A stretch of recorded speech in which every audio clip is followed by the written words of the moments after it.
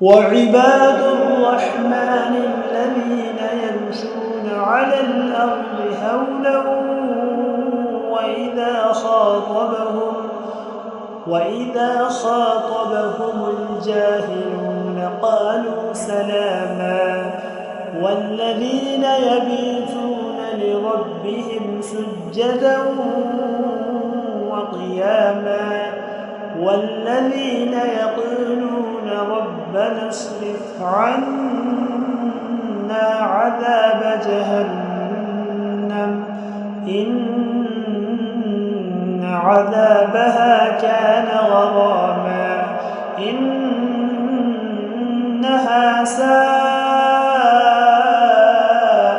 مستقرا ومقاما والذين إذا أنفقوا لم يسرفوا ولم يقتروا وكان بين ذلك قواما والذين لا يدعون مع الله إلها آخر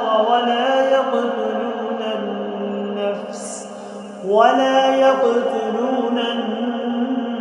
النفس التي حرم الله إلا بالحق ولا يزنون